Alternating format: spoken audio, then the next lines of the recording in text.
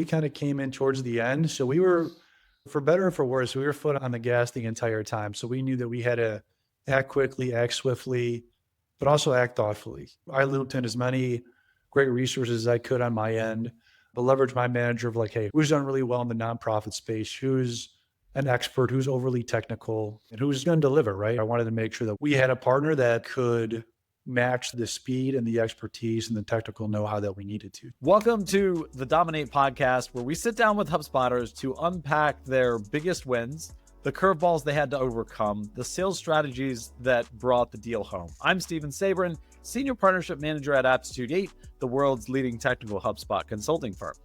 Today, I'm joined by Vinny Ciccio, an account executive at HubSpot. Vinny has over a decade of sales experience and helped close one of the larger foundations in the US. Vinny, pumped to have you here, man. Thanks for joining me. Really looking forward to our conversation. Steven, thanks a ton. Obviously want to say thank you to you, Aptitude. You guys have been phenomenal. Really appreciate you having me on here today, and excited to talk through some deals and some sales strategies here. This will be great. Absolutely. Let's get started with a little background. So first, personal background for yourself. How did you find your way into the HubSpot ecosystem? And along those lines, if you had to sum up your sales philosophy, what would that be? Yeah, so HubSpot obviously has become a pretty well-known household name at this point. I could definitely say I worked for one of the bigger competitors on the dark side, and obviously came up against HubSpot quite a bit, and you have all the great foundations and the great services that HubSpot had to offer. So really wanted to dip my toe in, and it's been an amazing experience so far. Obviously getting to work with partners like you, Aptitude, is no doubt the best. So that's been fantastic. And I think you guys also just go along the lines of my sales philosophy too. I think the biggest thing is, for me, and what's been most successful for me is just being a genuine person, being consultative, being a good listener. I think if you could at least have some of those pillars, that's really going to take those conversations and earn that trust a lot easier and make that relationship a lot stronger. I'm really big on just being a good listener, being a genuine person, and letting some of the chips fall where they may. Yeah. Couldn't agree more. What is it about selling in the HubSpot ecosystem that you find especially rewarding? There's a few different portions of it. I think at the end of the day, we're helping businesses, regardless of the size, small, medium, enterprise level, have a positive impact on what they're doing. Typically, when we obviously talk to customers for the first time, they're using a bunch of different scattered things. They've got teams in different silos not talking to each other. So being able to work at a place like HubSpot that we could possibly impact and make people's day-to-day jobs and their lives easier is definitely one of the most rewarding things for me working at HubSpot, for sure. Awesome. Pulling away and getting into the deal that we're going to talk about today. So let's talk about a little bit about the foundation, nonprofit org. How did this one land in your lap? What were the early signs? How did it enter the pipeline, essentially? Yeah, it's funny that you say it fell into my lap, because obviously you have those ones that you can go out and re-prospect and you do a lot of digging for it. This one, we'll get into it, I'm sure, but they kind of reached out and wanted some more information. And fortunately, we had the right person that was interested, right? It was our new head of technology. And obviously doing my due diligence, and this is where some of the legwork started, was did some of the LinkedIn stuff. Noticed, like I said, that he just got started. He's the head of technology. One big lever for me, though, too, is that we also used to work together at a same employer, right? And that was who we went up against in this particular project. So got to pull a couple of different strings that got the initial call going and got him to open up a little bit more. But they reached out. They're on the back end of their evaluation of looking for new technology. They were looking for new CRM and new marketing tools for the foundation. It was a really big shakeup for them. We were at the tail end. We were just, okay, let's check the box. We evaluate HubSpot and maybe evaluate some other tools just to say we did, but we felt really good about our initial option after our initial conversation. And I think I was able to leverage some of the talking points that he said, some of our work history together too. And like I mentioned, just really being a good listener and playing back some of the stuff that I think HubSpot really lent itself really well for. So it was a really great initial conversation, but then you folks like you guys at Aptitude today would really be extremely valuable in helping bring this home. Were there any skeptics or blockers that you came across? How did we overcome that? Yeah, I think some of the bigger obstacles were us just being late to the party. I met with them for the first time. They're like, hey, we're on the 10-yard line with the other big competitor here. And like I said, we're just trying to do our due diligence. So I think that was the big thing of like, how do we earn their trust, earn the credibility, do all those things, prove all that value when they're pretty much right at the goal line. So I think, again, it was that good initial call, leveraging the internal teams at HubSpot, our solutions engineers and our architects to really drive home a lot of the value and give them ultimately the confidence that they needed to move forward with us. It was a really great team win, but yeah, we were definitely really late to the party on this one. And no one really had any experience with HubSpot. It was good. It was a really challenging but fulfilling win. From what I gathered, there were a lot of moving parts, right? Custom objects, there was multi-persona CRM design, there was a lot of CRM, to your point, tech evaluation fatigue, because we got into the game a little bit early. What stood out as their core pain when they came to you? The other big piece of this too is like they were just using a bunch of different tools and systems. This new head of technology came in. He had a background of working with other foundations too. So I'm sure he had his playbook of how he'd like to do things. In any case, it's like, hey, how do we get more folks onto one platform? How do we get the marketing team, the quote unquote sales team, the service folks, the operational folks? How do we get all of them using one platform to help make good decisions and ultimately give their audience the relevant information at the right time? So I think that's one of the bigger pieces of it too, of like, how do we bring everything into one place?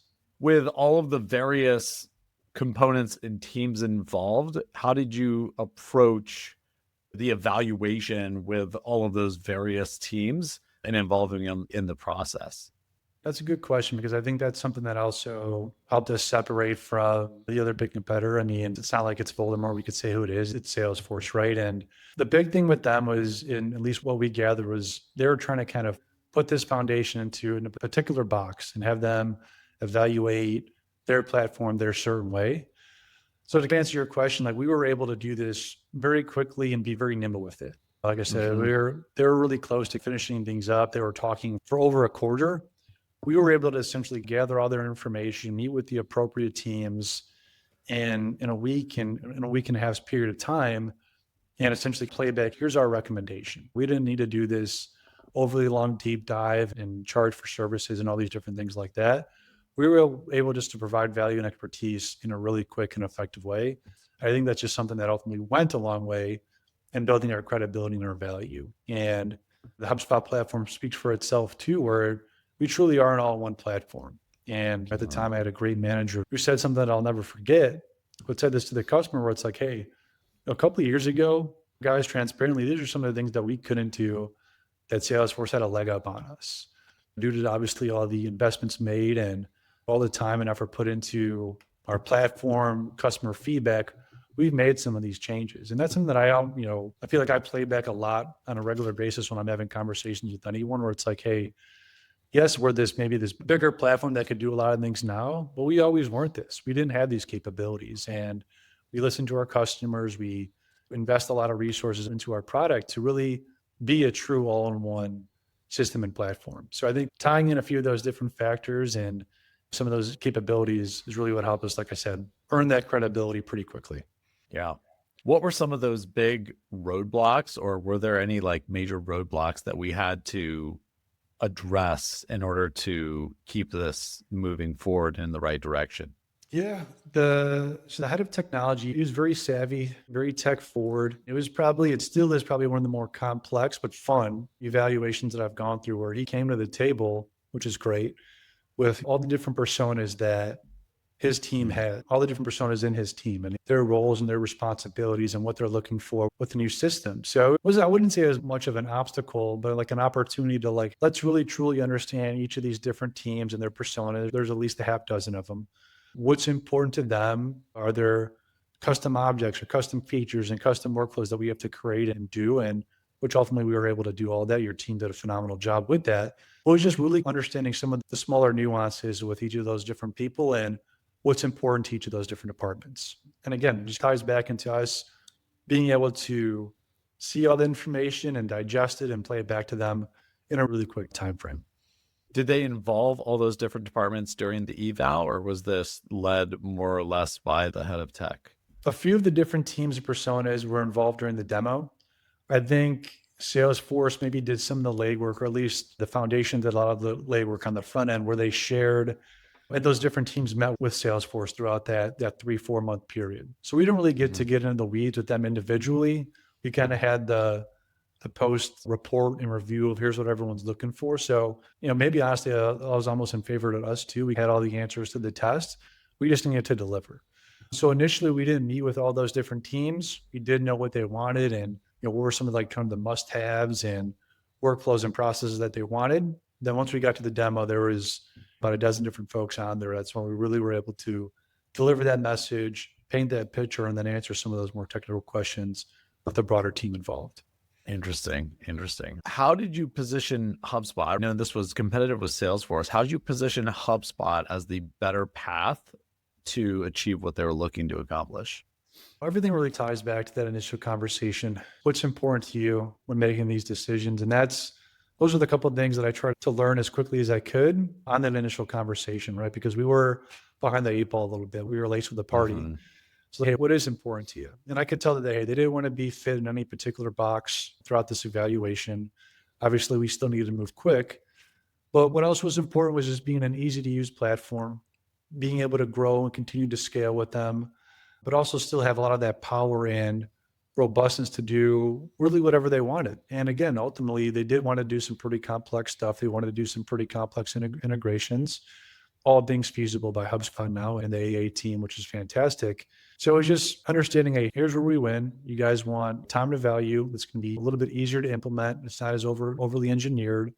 You don't have to do too much with it. HubSpot's a bit more out of the box. The time to value, so we're going to be able to get you guys in the system much sooner than maybe another competitor would. So I think it's just those handful of different factors where I think HubSpot wins. And I've been here for about 2 years now. And I think that's the foothold that I stand on really with any evaluation. I think I firmly believe it. I genuinely believe it. I've seen it happen day over day, week over week, where we are winning on some of those more key metrics and key reasons why people are making these type of decisions.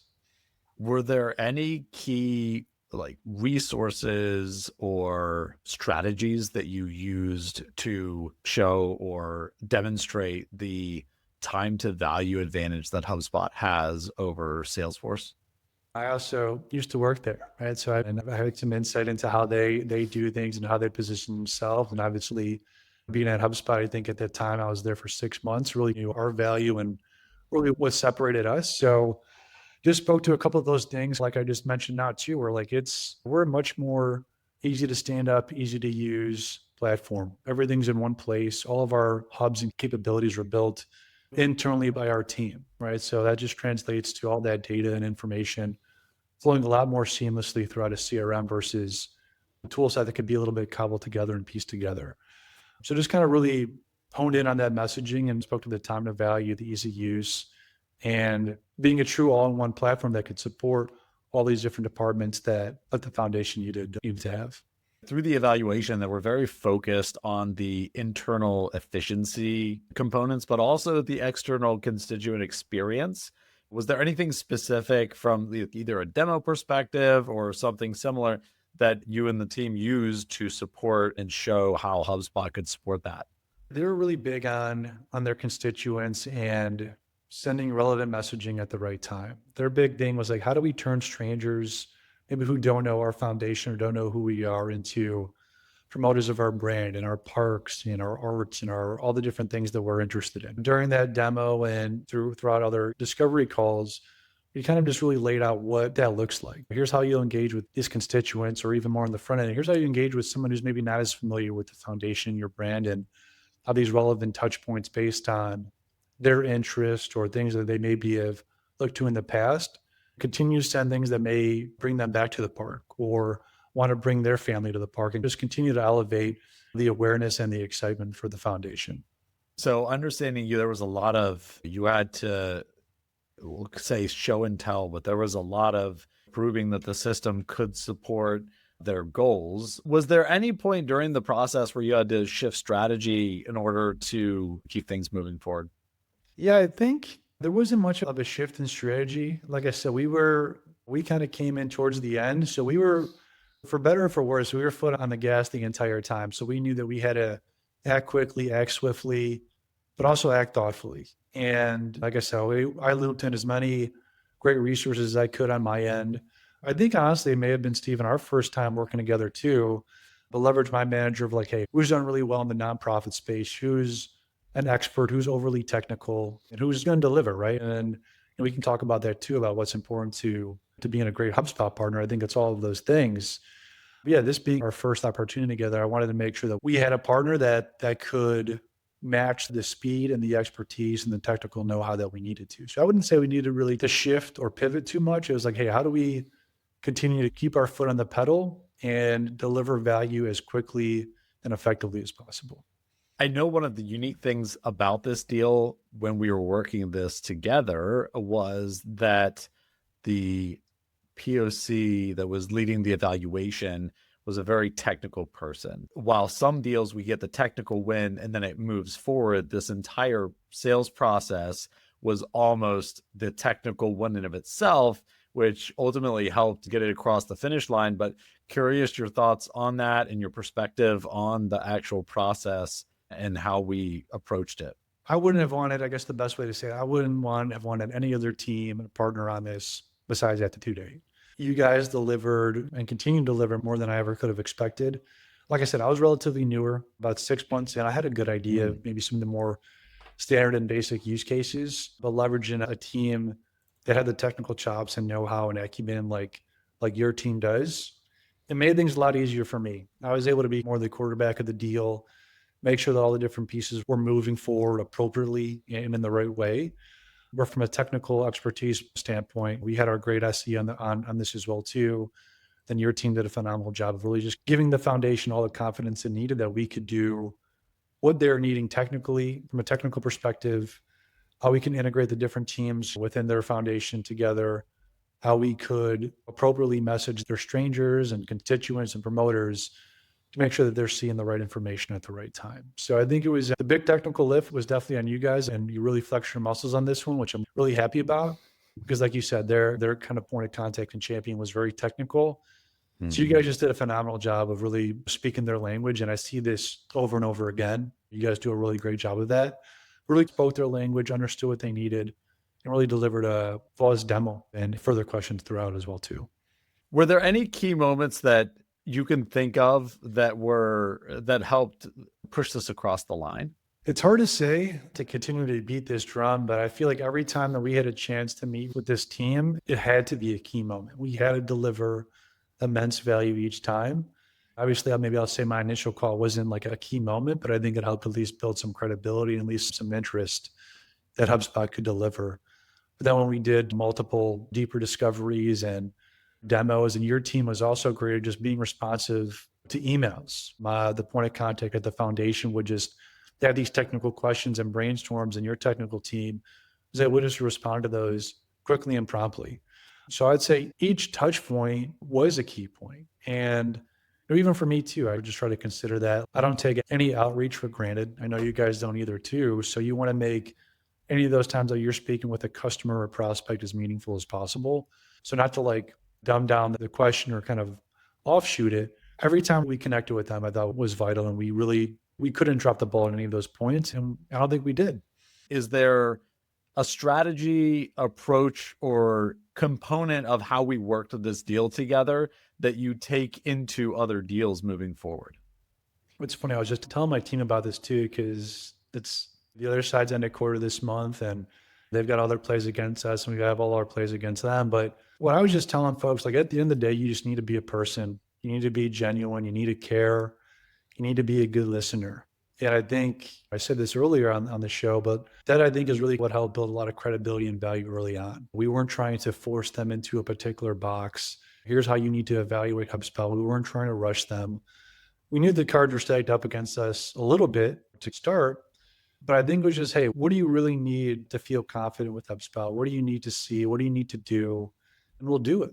I think there's always that kind of give and take of, hey, you want to obviously educate people and, hey, here's how people evaluate your platform, or here's how people typically do this, right? I think that's also good. It's a little bit of a dance, right? You're going to want to educate, but you also want to listen. And like for the more times than not, people will tell you what they need and what needs to happen for them to move forward. And for us in sales, maybe that timing doesn't always align when we want it to, or we don't initially have the right people involved or interested in Nothing's ever going to perfectly line up. So you kind of have to take some of those nuggets and think about them carefully and how you really want to proceed the conversation and make sure you're at least continuing to move it forward. So I think we did a really great job with the foundation on that.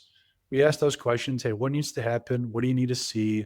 What do you need to feel? What is this experience going to be like? I think we kind of really hit on a lot of those good points pretty well. Almost answer my next question, which would be, I think you have really good advice as far as essentially solving for the customer in a very like unselfish way, really truly solving for them with no other motives essentially. And I think that's really good advice for folks that are getting started selling in the ecosystem. But is there anything you'd add to anybody who's new to selling in this environment?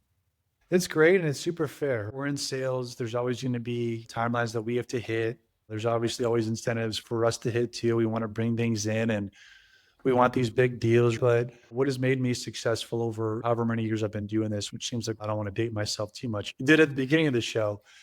But I think it's just being a friend, being a partner, being consultative. Let me hear what's going on and let me play back maybe some options and some recommendations that I think could fit. And if the timing is now or if it's soon, let's talk about what that looks like and what we need to do to make that realistic. You've got a goal for the end of the year. Okay, let's work back from that and talk about here's exactly what needs to happen. Here's what a realistic timeline is. And again, I've got the advantage of been doing this for a while, so I could speak to that. And when I talk to it, it comes off genuine because I know if you wait a couple of weeks or you wait a couple of months, you may miss some deadlines. Your contracts are going to renew and you're going to be double paying for a whole year. So it's just, I think a little bit over time comes with experience. But to your point, Stephen, like for newer folks, it's be a good listener. Don't try to put them into your box.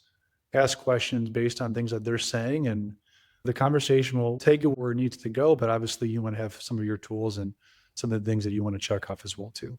Totally agree. This was truly a co-sell from both of our parts.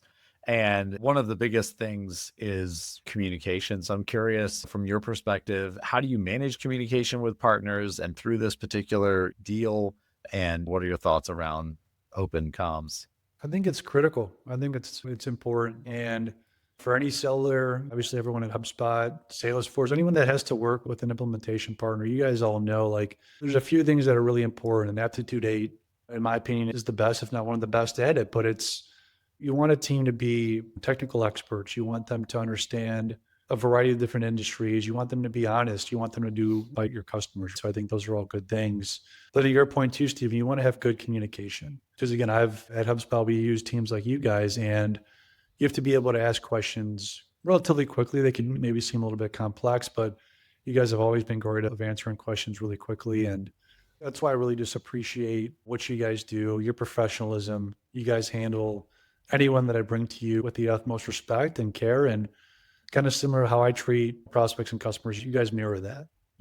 I could ride, partners, or at least have high expectations for partners, because again, I know how important of a decision this is for companies and businesses. So you guys do a phenomenal job of communicating and being transparent with me and with folks that I bring to you. Any advice for folks who are working or looking to work for partners in their deals? I would say call up Aptitude 8 first. That's your first stop.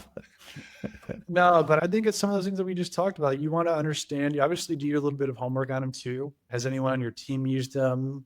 Go on their website, understand, hey, what are some of their areas of expertise?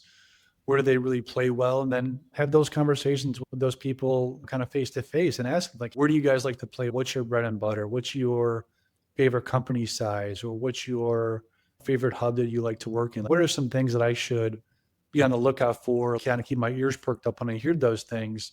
I'll think of you, right? Because again, you want to have confidence with the partners that you're bringing in. HubSpot, Salesforce, a lot of platforms, they're the tool, great tool. But what's really going to make or break a company's experience is the deliverables. Is the partner that they bring on to configure it, to implement it, and to some degree kind of train that team using it as well too. So I think it's those variety of factors that I think are really what's most important. Any advice you'd give to partners that want to make themselves indispensable? Yeah, I think it's being all those things that I talk about that make a good one. Being transparent, being trustworthy, doing right by the customer, right? And you don't want to be the partner that's over promising and under delivering, because I don't want to be the sales rep that does that. Because again, I've heard I'm very delicate when I even introduce the idea of onboarding or setting up HubSpot to somebody. I try to be as thoughtful as I can because again, it's an important decision. So my pitch is it's like, hey, guys, I really only ever recommend 2 or 3 different partners based on the scope of work that's needed, the quality of work that's needed, and because I trust them. I know they do right by my customers. I know they offer fair pricing, and they're also usually pretty flexible with the work that they do. If you want to do something, that's great. They're okay with that, right? They're not going to be too rigid and put you in a box either. And again, Aptitude 8 is always at the top of that list. But I think those are some of the things just to really focus on as a partner. You don't want to overpromise, and have some compassion that hey, this is a big decision for a lot of companies. A lot of them have been burned in the past, or some of them have never done it before. So let's make sure we're giving them as much of a white glove and ideal experience as we can, because it could really make or break a business to an extent. You can make their lives a lot harder, when in reality, we're trying to do the exact opposite. All right. We've covered a lot. I think we've gotten a lot of good information and insights into this. And so I have to ask the final question. What's one thing about you, personal or professional, that most people wouldn't expect? Yeah. So besides my team, and this is funny because I told folks like before January, I never had like an icebreaker or a fun fact. I would always maybe lie or say something fun I did. I've gone to Europe and gone out of the country. That's fine. But cool thing, especially for golfers out there. So recently moved down to Georgia, followed my wife. Fortunately, I get to work from home, but she got a job at Augusta National, which is where they host the Masters. So a lot of great perks there. So I was able to go to the Masters all 4 days this last year, watch Rory win. I've got a lot of clothes now, and I was actually able to play the course. So I had to play a course where all these pros play, and obviously very exclusive. I think I've got the polo on now. So we've got some of the swag on, but yeah, just a fun little fact about me. Really fell into a lottery ticket with it, but they're a great club, great organization, really great people. But yeah, really some great perks for me too that kind of come along with it. Yeah, that's a pretty good perk, I'd say. Sure. I'll have to come down and we'll have to play the course. I don't know. Yeah, But you that have to go sounds good to easy on me. me. I'm not an avid golfer. I'm not good. I'm not good either, but it was fun to play for sure. Great experience. That's awesome. All right. Vinny, thanks so much for joining, sharing the story behind this deal. It's always insightful to hear, how reps like yourself work through the complexity and really create clarity and keep everything moving to drive that success. Thank you, obviously, for having me. I know that was a ton of fun, so I appreciate it. Appreciate everybody tuning in. If you want to connect, I'm Steven Saberin on LinkedIn. You can learn more about how Aptitude 8 partners with HubSpot teams at aptitude8.com as well. Until next time, keep selling, keep learning, and keep dominating. Thanks for being here.